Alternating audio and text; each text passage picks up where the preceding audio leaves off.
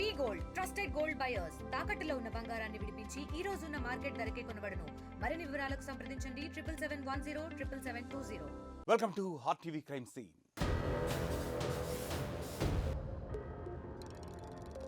అతను colour lab owner, 4-5 బ్రాంచులు పెట్టాడు, 30 మందికి ఉపాధి కూడా కల్పించాడు. జిల్లాలో అతని గురించి ఎవరిని అడిగినా సరే చాలా మంచి వ్యక్తి, మృదు స్వభావి అని మాత్రమే రిప్లై ఇస్తూ ఉంటారు. వయస్సులో చిన్నవాళ్లను కూడా అన్నా అని సంబోధిస్తూ ఉంటాడు. పెద్దవాళ్లను సార్ అని పిలుస్తాడు. ఎవరితోనూ కూడా అతనికి శత్రుత్వం లేదని తెలుస్తోంది. అతనితో గొడవ అన్న మాటే ఉండదు. కానీ అంత మంచి వ్యక్తిని దారుణాతి దారుణంగా చంపేశారు. నల్గొండ నడిబొడ్డున జరిగిన అతని ఈ హత్య జిల్లా ఫోటోగ్రాఫర్స్ అసోసియేషన్ మొత్తాన్ని కలవరపాటుకు గురి చేసింది. అసలు ఎవరు చంపారు, ఎందుకు చంపారు అన్న ఒక్క క్లూ కూడా దొరకకుండా హై ప్రొఫెషనల్ కిల్లర్స్ లా చంపడం అందరినీ ఇప్పుడు ఉలిక్కి పడేలా చేసింది.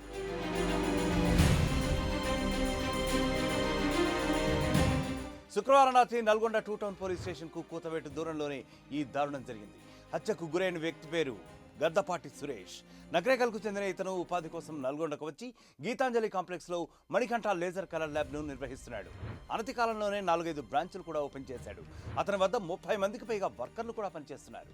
వ్యాపార రంగంలోనైనా మంచి మనస్తత్వంలోనైనా అతనే సాటి అనేలా రాణిస్తూ ఉన్నాడు.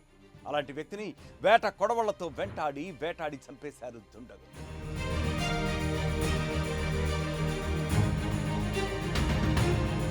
శుక్రవారం రాత్రి 10:30 గంటల సమయంలో ల్యాబ్లో ఉండగానే ఈ దారుణం జరిగింది. 2 మాస్క్ ధరించిన వ్యక్తులు ల్యాబ్లోకి కస్టమర్లా ప్రవేశించి సురేష్పై దాడి చేశారు. తప్పించుకునే ప్రయత్నం చేసినప్పటికీ వేట కొడవళ్లతో అతి కిరాతకంగా అతన్ని నరికేశారు. అనంతరం సీసీ ఫుటేజ్ని ధ్వంసం చేసి దుండగులు అక్కడి నుంచి పరారయ్యారు.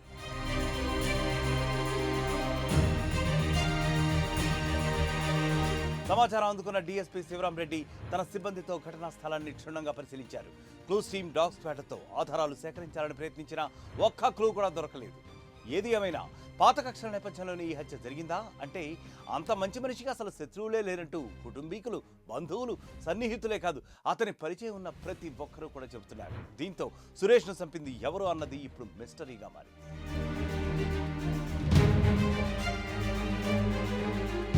మృతుడికి భార్య, 2 పిల్లలు ఉన్నట్లుగా తెలుస్తోంది. 2 నెలల క్రితమే సురేష్ తల్లి అనారోగ్యంతో చనిపోయింది. ఇప్పుడు సురేష్ కూడా దారుణ హత్యకు గురి కావడంతో ఆసుపత్రి వద్ద కుటుంబీకులు, బంధువుల రోదనలు మిన్నంటాయి.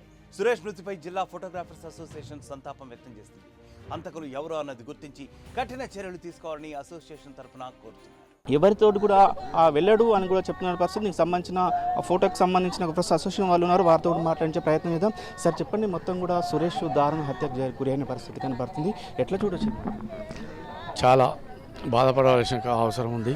ఎందుకంటే గత 7-8 సంవత్సరాల సంది ల్యాబ్ నడుపుతుండే జిల్లా ఫోటోగ్రాఫర్లందరికీ సుపరిచితుడు. మరి ఇలాంటి వ్యక్తి ఎవరిని కూడా చిన్న మాట కూడా అనే వ్యక్తి ఇలా హత్యకు గురైందంటే మేము చాలా ఖండిస్తున్నాము. మా ఫోటోగ్రాఫర్ అసోసియేషన్ తరపుకెళ్ళి మేము దగ్గర సందర్భం తెలియజేస్తూ, అలాగే పెద్ద ఎత్తున ర్యాలీ చేస్తూ నివాళి అర్పిస్తూ ఎస్పీ గారిని కూడా కలవడం జరుగుద్ది. ఇలాంటి హత్యలు ముందు జరగకుండా చూడాలని పోలీసు శాఖని కోరుతున్నాం. వ్యాపార రంగంలో రాణిస్తున్నాడని ఎవరైనా కక్ష కట్టి ఇలా చేశారా అన్న కోణంలో కూడా పోలీసులు విచారిస్తున్నారు. అలాగే సురేష్ దాంపత్య జీవితం పైన కూడా ఆరా తీస్తున్నారు. కొంతకాలంగా భార్యతో సురేష్ దూరంగా ఉన్నట్లుగా విచారణలో తేలింది. దీంతో కుటుంబంలో కలహాలు వచ్చాయా, లేక సురేష్ ఏదైనా విషయం దాచిపెట్టాడా అన్న కోణంలోనూ పోలీసులు దర్యాప్తు చేపట్టారు. Suresh mobile phone lock open అయితే అసలు నిజం తెలిసే అవకాశం ఉందంటున్నారు పోలీసులు. ఎక్కడ కూడా తను ఎవరిని నొప్పించే వ్యక్తి కాదు, చాలా సౌమ్యుడు, నిమ్మలంగా ఉండేటోడు. మరి ఇట్లాంటి దారుణమైన పరిస్థితి వస్తుందని అయితే మేము ఊహించలేదు. ఎందుకంటే మాకు ఉన్న సమాచారం కూడా ఏ ఫోటోగ్రాఫర్ని అడిగినా, ఎవరిని అడిగినా ఆయన ఎవరితో గొడవ పెట్టుకునే వ్యక్తి కాదు, చాలా నిమ్మలంగా మాట్లాడేటోడు.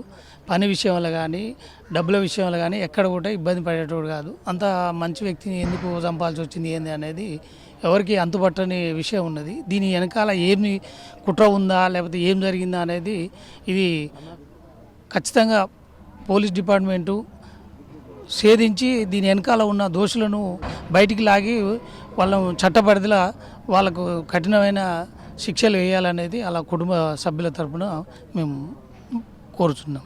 అర్ధరాత్రి జరిగిన ఈ ఘటనతో నల్గొండ పట్టణం ఉలిక్కిపడింది. ఒక మంచి వ్యక్తిని దారుణంగా చంపారంటూ అక్కడున్న వాళ్ళంతా కన్నీళ్లు పెట్టుకుంటున్నారు. నేరస్తులు ఎంత తెలివిగా ప్లాన్ చేసినా చివరికి చట్టానికి చిక్కక తప్పదు అన్న విషయం మాత్రం గుర్తుపెట్టుకోవాలి. మరొక క్రైమ్ స్టోరీతో మళ్ళీ కలుద్దామంటుంది stay click down RTV crime scene. మరిన్ని వీడియోస్ కోసం ఛానల్ ని సబ్స్క్రైబ్ చేయండి. లేటెస్ట్ అప్డేట్స్ కోసం వాట్సాప్ ఛానల్ ని ఫాలో అవ్వండి. ఆ లింక్ డిస్క్రిప్షన్ లో ఉంది.